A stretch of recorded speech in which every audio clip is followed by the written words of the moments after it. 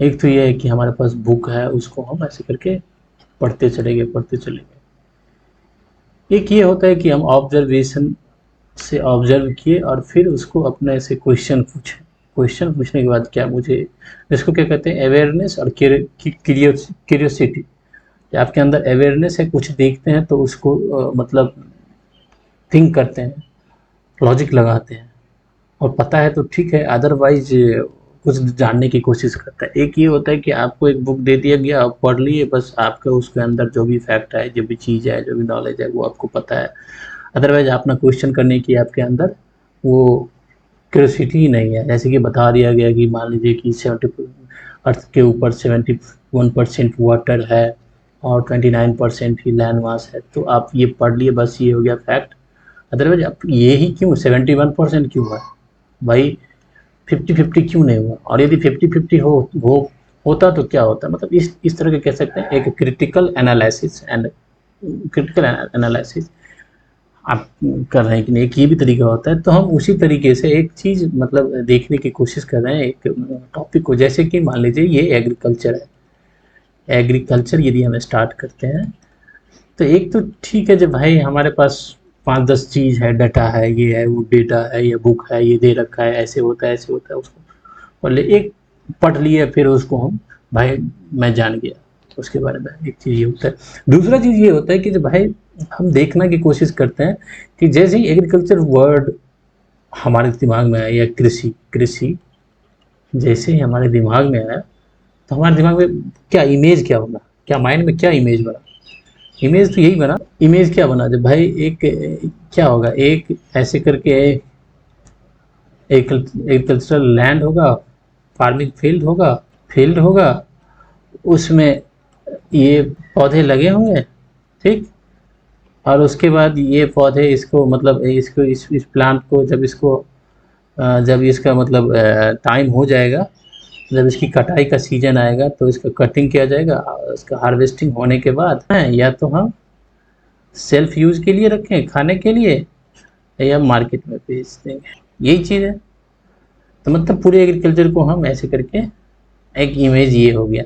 लेकिन ये इमेज यहाँ से हम यहाँ तक आए हैं, लेकिन उस बीच में कितना स्टेज होता है, यदि उस स्टेज को हम खुद से अपने आप से सॉल्व करने की कोशिश करें, सोचने की कोशिश करें, तो बहुत कुछ ऐसा है कि मतलब वो हमें एक अच्छा और कह सकते हैं जो मतलब एक क्लियर कॉन्सेप्ट हमारे माइंड में बन सकता है। जैसे कि देखिए, आपने जब ये देखा खेती किसान, तो एक क्वेश्चन तो ये होना चाहिए, जब भाई ये प्लांट ये लगाया हुआ है, तो ये कौन लगाया होगा, कोई ना कोई किसान ही आया होगा, ठीक। ये किसान आया, ठीक, ये किसान का खेत है। अब जब हम किसान को देखते हैं, किसान को देखें, तो भाई ये जो इसमें किया है, तो ये इसका अपना है या किसी और का है खेत। तो ये हो गया सेल्फ फार्मिंग या बटाई, जिसको क्या कर सकते हैं, बटाई, शेयर क्रॉपिंग, ठीक। अब ये खुद करेगा और ये बटाई वाली खेती, तो उसके अंदर में क्या डिफरेंस, ठीक। तो ये फार्मर हम देख लिए कौन है, ये यहाँ से आया, ये खेती इसमें किया, तो लैंड के पर्सपेक्टिव में हम देख रहे हैं ये किसान कैसा है, ये इसका अपना है या दूसरों, उसके क्या प्रोज एंड कॉन्स है। अब ये जब हम लैंड देखते हैं, तो भाई ये लैंड कितना बड़ा है, तो जो लैंड ऑनरशिप है उससे डिसाइड होता है जो किसान कौन है। ये हो गया स्मॉल, हो गया मार्जिनल, हो गया मीडियम, हो गया बिग फार्मर, हो गया, ठीक। तो लैंड होल्डिंग किसके पास कितनी जमीन है उससे स्टार्ट होता है शेयर, लैंड ओनरशिप। अब मान लीजिए कि ये शेयर का मतलब ये खेती अपना नहीं है, ये किसी और के भूमि पे खेती कर रहा है, मतलब इसका मतलब इस लैंड का ऑनर नहीं है। तो ये लैंड का ऑनर नहीं है, तो इसका क्या होगा, इसमें प्रॉफिट इसको कम होगा, क्योंकि भाई लगाएगा, ये खेती करेगा, इनपुट देगा, सब कुछ देगा, और जब बटाए मतलब खेती हो जाने के बाद प्रोडक्शन होगा, जब वो जो लैंड ऑनर है वो उसके साथ उसको शेयर करना पड़ेगा। तो इसकी इसकी क्या है, इसका मतलब इसके लिए प्रॉफिटेबल नहीं है, इसकी वजह से लैंड ओनरशिप की वजह से, तो मतलब क्या लैंड इसके पास है। तो लैंड डिस्ट्रीब्यूशन या यहाँ से जमींदारी, तो जमींदारी कानून था, जमींदारी को ख़त्म करने के लिए कानून। जब इसको ख़त्म करेंगे, मतलब जिसके पास लैंड है उसको, उससे हम यदि इस शेयर क्रॉपर वाले को दे देंगे तो ये फुल मतलब पोटेंशियल के साथ और फुल जोश के साथ, फुल विल के साथ ये आएगा, अपना खेती करेगा तो प्रोडक्शन बढ़ सकता है, बढ़ेगा। तो लैंड लेवल पे अभी हम देख रहे हैं, तो एक तो ये सॉल्व करना चाहिए, तो मतलब जो लैंड का डिस्ट्रीब्यूशन होना चाहिए। लैंड का डिस्ट्रीब्यूशन कैसे होगा? पहले मैपिंग होगा लैंड का, भाई जब जानकारी रहेगी तभी तो सही होगा। तो उससे क्या होगा, जो एक्चुअल फार्मर है उसके पास लैंड मिलेगा। इसके लिए एक क्या हुआ था, लैंड डिस्ट्रीब्यूशन मतलब बड़े जमींदारों से, बड़े किसानों से छोटे में बांटा गया था। इसके लिए जैसे कि भूदान आप पढ़े थे, भूदान मुंह में हुआ था कि नहीं हुआ था, विनोबा भावे किए थे इंडिया में। इसमें क्या हुआ था, जो भूदान, भाई बड़ा बड़ा जमींदार जिसके पास 100-200 बीघा जमीन है, उसको प्रेशराइज नहीं किया गया था। बोला गया था जब भाई आप यदि चाहते हैं कि जो 10 बीघा 20 बीघा आप दान करना चाहते हैं, जिसके पास लैंड नहीं है उसको देना चाहते हैं, तो आप दे सकते हैं। ये चला था भूदान मूवमेंट।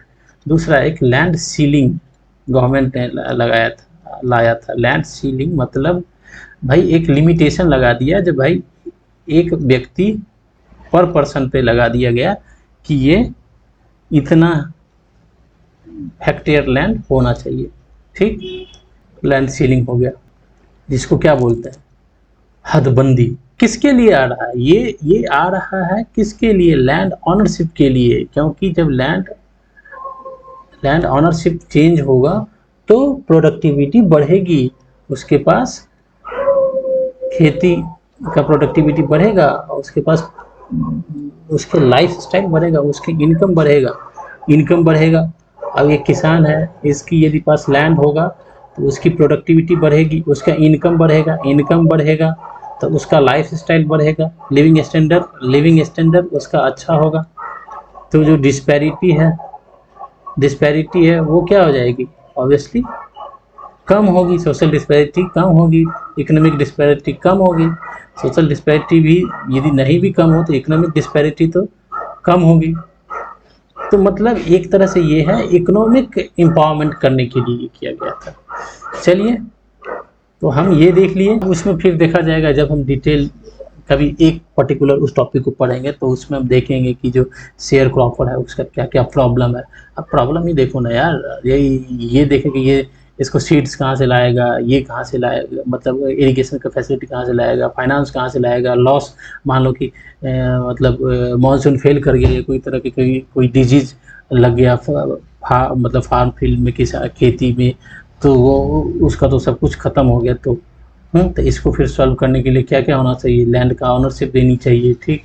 अब लैंड का ऑनरशिप देने के लिए सरकार ने या तो इसको लैंड बैंक जो है उसके थ्रू दे, गवर्नमेंट लैंड बैंक के थ्रू दे, या इसको किस्तों में दे सरकार, किस्तों में मतलब इसको लैंड प्रोवाइड करे, मतलब किस्त में करे, या बड़े बड़े जमींदार है उसको सीलिंग को इम्प्लीमेंट करे, ये करे, ठीक। फिर उसके बाद जो लैंड दे भी दिया तो फिर उस लैंड को ये सेल ना करे, ऐसा कुछ प्रोविज़न लेके आए, सेल ना तो हो जाएगा इसके पास लैंड। अब चलिए, अब हम देखते हैं यहाँ से। देखिए, अब हम ये किसान को तो देख लिए, अब देखिए ये यहाँ से आया यहाँ पे खेती करने के लिए। तो सबसे पहले इसके अंदर इस फील्ड में क्या है, तो भाई जुताई होगा ना। किसके लिए, मतलब सॉइल को हम क्या करेंगे, मैनेज करेंगे सॉइल को। तो यहाँ पे सॉइल को पढ़ना फिर जरूरी है, क्योंकि जब हमें सॉइल पता रहेगा इंडिया का, वर्ल्ड का सॉइल, तभी तो हम ये डिसाइड कर सकते हैं जो भाई इस सॉइल में कौन सा नहीं उग सकता है। ये सॉइल की जानकारी, अब हम इस सॉइल को हम यहाँ पढ़ें या कहीं और पढ़े थे, सॉइल का नॉलेज होना चाहिए। अब देखिए जैसे कि अभी इसके अंदर सॉइल हेल्थ कार्ड आया था, सॉइल का हेल्थ जानने के लिए, ठीक। अब जब सॉइल देख लिए, क्या डाला जाएगा, सीड। अब देखिए सीड की क्वालिटी पे क्या डिपेंड करता है ये। अब सीड के लिए क्या होना चाहिए, एक तो देसी है आपके पास, एक हाइब्रिड होता है, ट्रांसजेनिक भी आ रहा है अभी, ट्रांसजेनिक। अब ट्रांसजेनिक लेकर हाइब्रिड से क्या फ़ायदे हैं, और जो आपका एक जो आपका कहते हैं परंपरागत जो ट्रेडिशनली आप जो है उससे क्या है। अब सीड के लिए गवर्नमेंट ने कौन सा एक्ट, कोई एक्ट है कि नहीं है, हाँ एक एक्ट तो है 1960 नहीं 66 या 61 आई थिंक, जो भी हो, इसमें एक एक्ट बना रखा था। एक्ट का मतलब क्या है, कानून तो बनाया, इसका मतलब क्या है भाई, सीड की क्वालिटी बढ़िया होनी चाहिए, सीड की क्वालिटी बढ़िया होनी चाहिए, टाइमली होना चाहिए, इसमें फॉल्स नहीं होनी चाहिए, यही सब होगा ना उस कानून में। ब्लैक मार्केटिंग नहीं होगा, ब्लैक मार्केटिंग कोडिंग नहीं करोगे, तो कानून का मतलब यही है। सीड का काम यही कि भाई इसमें करना चाहिए। अब देखिए हाइब्रिड है जिसमें क्या करते हैं, क्रॉस ओवर होता है और उससे हम बढ़िया लेके आते हैं प्रोडक्ट। अब देखिए ये सीड से ये ग्रीन रेवोल्यूशन भी है आपका जुड़ा हुआ, ग्रीन रेवोल्यूशन ये आपका है। आपके इस रीजन में जो आपका ग्रीन रेवोल्यूशन हुआ था पंजाब हरियाणा के क्षेत्र में, इसमें क्या था मेन यही था ना, जो सीड की क्वालिटी को अब बढ़िया लेकर आए और इस यहाँ पे सीड दिए और किसानों को फिर इरिगेशन का फैसिलिटी दिए, तो प्रोडक्टिविटी बढ़ गई इस एरिया में। जो 1960s के मतलब 66 से आई थिंक ये स्टार्ट हुआ था इंदिरा गांधी के टाइम में। तो ये लाल बहादुर शास्त्री का है दिया हुआ, लेकिन इंदिरा गांधी के टाइम में फुली इम्प्लीमेंट हुआ था। तो सीड की जब क्वालिटी बढ़ी, हाइब्रिड सीड दे लाए, तो उससे क्या हुआ, प्रोडक्टिविटी बढ़ा। अब जब प्रोडक्शन बढ़ेगा तो ऑब्वियसली आपकी फूड सिक्योरिटी फुलफिल होगा। फूड सिक्योरिटी का जो प्रॉब्लम है उसको आप सॉर्ट आउट कर लेंगे इससे। तो अभी ट्रांसजेनिक सीड का क्यों चर्चा में है? ट्रांसजेनिक सीड में क्या होता है कि इसमें हम किसी और के जीन को हम ट्रांसफ़र करते हैं, ठीक, जेनेटिक लेवल पे होता है। जो हाइब्रिड है वो जेनेटिक लेवल पे नहीं होता है, लेकिन ये जेनेटिक लेवल पे होता है। मान लीजिए कि ये हो गया प्लांट है, इसमें कोई बैक्टीरियल जेनेटिक हम इसको इसमें बायोटेक्नोलॉजी के थ्रू इसमें हम मतलब जिससे क्या होगा, ये प्लांट पे जब मान लीजिए जब ये प्लांट तैयार होने लगेगा तो इस पर कोई कीड़ा बैठेगा तो खराब, वो कीड़ा इस प्लांट को कुछ ना बिगाड़ सके, या फिर तो मतलब इसको उस बीमारी से रोकने के लिए दूसरा क्या, ये जल्दी तैयार हो जाए, मतलब टाइमली कम समय में टाइमली हो जाए, कम समय मतलब इस पर वाटर कम पानी में लेस इरिगेशन तो ये हो जाए, कम पानी में बन जाए। क्वालिटी जो हो प्रोडक्ट मतलब जो भी इसका प्रोड्यूस आएगा उसकी जो क्वालिटी हो उसमें विटामिन सब हम पहले से ही उसमें डाल दिए हैं।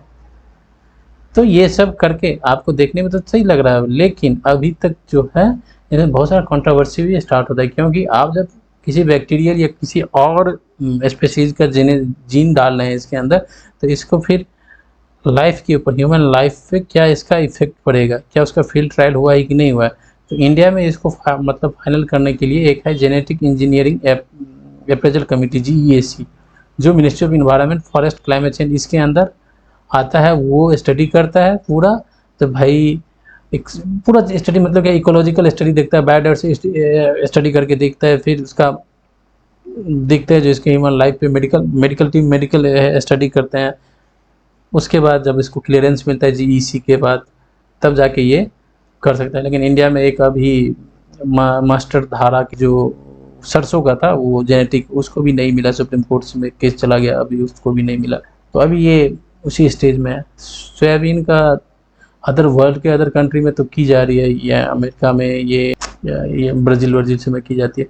चलिए ठीक है, जब हम सीड्स देख लिए, सीड्स की क्वालिटी देख लिए, अब जब हम सीड्स डाल दिए तो सीड्स डालने के बाद क्या होगा भाई, ये एक तो चीज़ देखो आप, सीड्स डालने से पहले हम क्या करें, उसको खेत की जुताई हुई है तो इसके लिए किसके थ्रू होता है, या तो आप बैल से करेंगे तो उधर टाइम चला गया, तो आप किसके साथ करते हैं, ट्रैक्टर। तो ये जब हम ट्रैक्टर देखते हैं तो ये स्टार्ट हो जाता है यहाँ से फार्म मैकेनाइजेशन। अब देखिए यदि आपका ये फार्म फील्ड है वो यदि मतलब कितना 1 हेक्टेयर से कम है, मैकेनाइजेशंस ऐसे मान लीजिए कि आप वो लेके आए कंपाइन है जो कि कटाई का काम करता है। अब यहाँ पे एक छोटा सा फील्ड है और यहाँ पे एक बड़ा फील्ड है, इसमें लगा हुआ है गेहूँ, इसमें गेहूँ नहीं है, इसमें सरसों है। तो अब ये कहाँ से इसमें लेके आएगा, तो ये फार्मर ये कंपाइन लाएगा, तो इसको कंपाइन से कटाई करेगा, तो इसको मान लीजिए 100 रुपये में इसका कटाई हो जाएगा। वैसे ये मैनुअल लेबर के थ्रू करवाएगा तो इसको 250 रुपये खर्च होगा। कंपाइन यहाँ पे आ नहीं सकती क्योंकि खेत ये छोटा है, इसमें ये मशीन चल नहीं सकता है। इसका मतलब क्या हो गया, जो स्मॉल होल्डिंग है उससे मैकेनाइजेशन में प्रॉब्लम आता है, और इंडिया में मैकेनाइजेशन लेस है। क्यों है लेस? क्योंकि अपने यहाँ के 70 to 80% जो है वो स्मॉल मार्जिनल फार्मर है, जिसके पास 1 से 2 हेक्टेयर का ज़मीन है।